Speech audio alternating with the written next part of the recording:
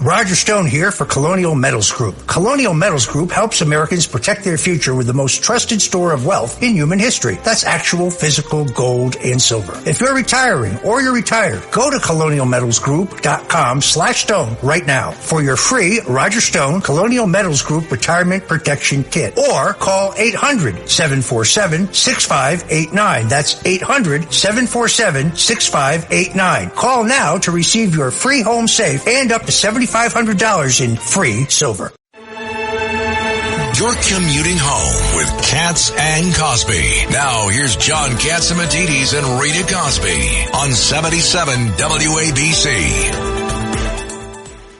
I understand one of our favorite and good ladies is on the phone, Congresswoman Kat Cammack. Absolutely. We have the great Congresswoman from Florida. And Congresswoman, I know you're familiar. We're talking about, obviously, what's going on with illegal immigration, migrant crime. You just heard the backstory. It's been fascinating to see. Weaving in, as Ed was just talking about all this, you know Aurora, Colorado, and I want to get you for an update on this because it just came out. The police is saying what the people there in Aurora are saying is that there are Venezuelan gangs roaming those apartment buildings and wreaking havoc. Tell us about it. Well, and I am just so honored to be on the line when the great Ed Cox is in the room. To be on the line with you, Congresswoman, is special. Oh, well, it was good to see you in Milwaukee, and I hope you're doing well. I'll be seeing you guys soon, I hope. But yes, what is happening in Aurora? This is the canary in the coal mine. This is what we can expect around the country if this does not if this is not handled very quickly. So I am very familiar with Aurora, Colorado. I was born and raised in Colorado.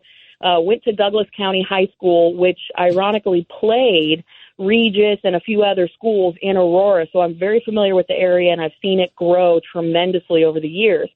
Now, the videos that everyone has been seeing across social media, they are very real and very scary.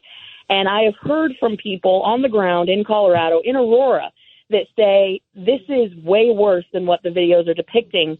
And the governor has absolutely stepped in it by denying the authenticity of the videos that have been shown, the Ring camera footage, the surveillance footage, the cell phone footage of people in their apartments where Venezuelan gang members are trying to break in.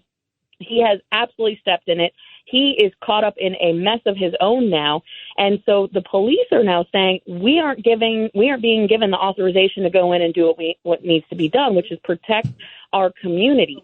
And so with the George Soros policies that we have seen implemented around the country, there's really no use in arresting these criminals because they're going to be right back on the street the next day. And so law enforcement feels like they have their hands tied behind their backs. What people in the community are doing is they are fleeing to the point that the U-Haul dealers in the area are tapped out of vans. This is how bad it has gotten. And so this is what we can expect in Chicago. We can expect this in New York. We can expect this in L.A. And that is a huge, huge issue, but also ties into one of the bills that I just introduced today. We have introduced legislation that prohibits non-citizens from being officers of the law, because what we're seeing now is in Seattle, L.A., and other parts of the country, these departments are hiring illegals and non-citizens as sworn officers. And I'll be damned if in the United States of America, a non-citizen has arresting authority over a United States citizen. And 177 Democrats voted against it. What did they do? They want non-citizens to vote? Right. That was an amazing moment. Yes. And this comes as we're seeing a lot of governors who are doing, checks around the country on the voter rolls, and they're finding non-citizens, thousands upon thousands, Congresswoman. Yeah, they want illegals to vote. They want illegals to have arresting authorities, being sworn officers of the law. I'm sorry, but you cannot uphold the law if you are willing to break the law to get here. I mean, it's such a slap in the face to so many amazing families who have immigrated here the legal way and really sacrificed and done so much to get to this amazing country through the legal channels. we have quite the mess on our hands in this country. And I tell you what, if we don't get Donald Trump in a Republican Senate and House, it's going to be a very long, dark road ahead. Judge Weinberg. Good to talk to you again, Congresswoman. Let me say this. Crime is up across the country. A substantial amount of that crime is coming from illegal migrants, from cartels, from gangs. Why won't the Democratic Party face up to the chaos and the crisis they've created? I think it's counterintuitive to the political agenda. They've dug in on the notion that the open borders are good. Then they've had to basically deny that there were open borders.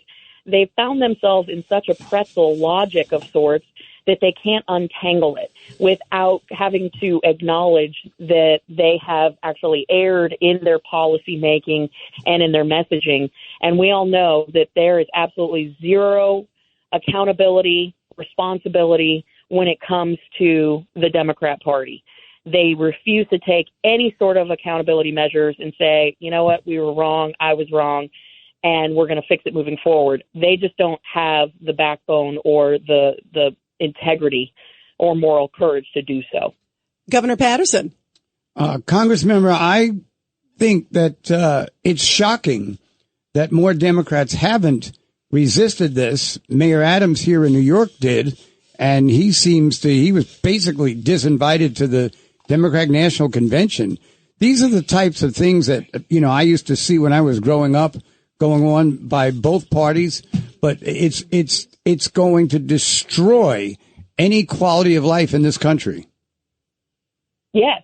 I mean, and I wonder also when we're talking about just even the issue alone of non-citizens having arresting authority of United States citizens. One, you have to take an oath to the United States Constitution. If you are not a citizen of the country, how can you take that oath without reservation is my first question.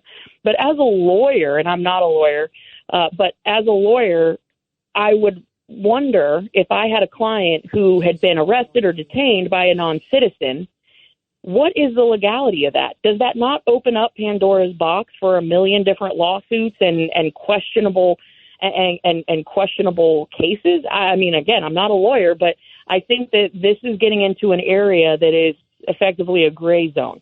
And again, just going to the principle of if we are allowing non-citizens to vote and then we have non-citizens that are sworn officers of the law, what the hell is the point of being a citizen in the United States? At that point, we're just all citizens of the world, which ties right into the one world global order that everyone wants to head in that direction. Absolutely. Congresswoman, stick with us. We've got some breaking news coming in on Hunter Biden. Stick with us if you could. Breaking news, WABC. And Justin, Judge Weinberg, there's an update in the Hunter Biden case. Right. Hunter Biden is backed off of the proposal this morning where he wanted to put an Alford plea. We'd have explain the Alford plea. The Alford plea is you're not admitting guilt on the underlying facts of the case. You're just saying you're doing it to avoid a trial and a possibility of being convicted on more serious charges. What our interpretation is the reason to avoid the trial is you don't have to, under oath, say But now say too many things. Right. But the key thing now is that position has been changed. He's entering a plea of guilty to 9 counts on what we call an open plea. So he's admitting the underlying facts in the indictment. And That's a big deal. Still avoids the embarrassment of a trial, right? Well, the whole key is to avoid the embarrassment of trial and all the evidence that might come out about influence peddling by the Biden family, including the President of the United States. Wow. Okay, so let's go back to Congresswoman Kat Cammack. That's a biggie. Your thoughts, because clearly there was a lot of stuff that could have come out. Look at the timing of all this, too, and why they would want to hurry up and get that case sort of off the radar. Yeah, I mean, I really do see Hunter now as kind of the sacrificial lamb because Biden has nothing to lose at this point. And even if he is found guilty, there's nothing or no one that can stop his father from pardoning him as he exits stage left, right? So I just think that it's no surprise that he's now pleading guilty. I think that they looked at this and said, holy smokes, this will be absolutely detrimental to the election. So there's nothing here except for a political play call that has been made. They knew that this would have a negative effect, especially since we're within the margin of error on all of the polling nationwide. And this is really coming down to a couple of states. And you can imagine the ads that would have been run with all of that dirt coming out. So it's no surprise, but pretty shocking. Do I think that ultimately Hunter will face jail time? Unfortunately, no, because I think he'll receive a pardon from his father, because at this point his father has nothing to lose. Yeah, and what a contrast it is to the way it has been handled against President Trump. Mm-hmm. It is. If I were President Trump, I would be absolutely hammering this home, because let us not forget that the vice presidential pick for Kamala Harris has deep ties to China and has equally dirty business dealings that are slowly being uncovered and unveiled as we're learning more and more about this man. So I think this is going to be a bit of a taste of what's to come with the Walz family. And I think that the Trump campaign should be hammering on this nonstop about the corruption, the lack of transparency and accountability in the Biden-Harris regime. And we need to be calling it that. It is the Biden-Harris regime, the least accountable, least transparent administration in history. Kat Cammack, we're looking forward to seeing you in Florida. Thank you for everything you do. Appreciate you guys. Have a good one.